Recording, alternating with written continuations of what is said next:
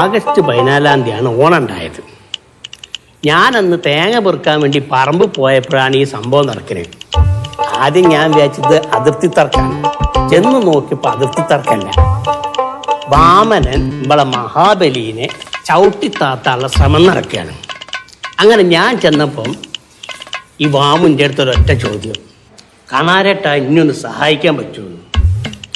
അപ്പം ഞാൻ ചോദിച്ചല്ല വാമു, അനക്കിപ്പം ഞാൻ എന്ത് സഹായം ചെയ്യേണ്ടത്? എനിക്ക് നിങ്ങളൊരു കാല് തന്ന് സഹായിക്കണമെന്ന്.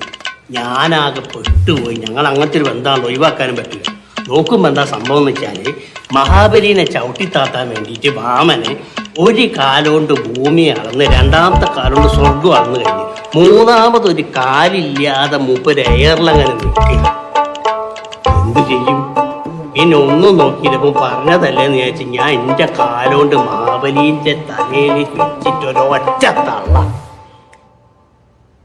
അമ്മായിത്തെ തള്ള ഞാൻ.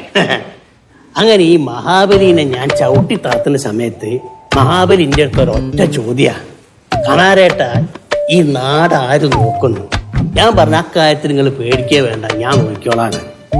അങ്ങനെ ആ പോണ പോക്കിൽ ഞാൻ മൂപ്പർക്ക് ഒരു ഓഫറും കൊടുത്തു. കൊല്ലത്തിൽ 10 ദിവസം കേരളത്തിൽ വന്ന് പ്രജകളെ കണ്ടോളായി. അതെന്തിനാന്ന് നിങ്ങൾക്ക്? എനിക്കൊരു റെസ്റ്റ് വേണ്ട. ഞാൻ അത്രയും ദിവസം ഇങ്ങനെ കഠിനാധ്വാനം ചെയ്യല്ലേ. ശരിക്കും ഞാൻ റെസ്റ്റ് എടുക്കുന്ന ഈ സമയമാണ് ശരിക്കും ഓണം.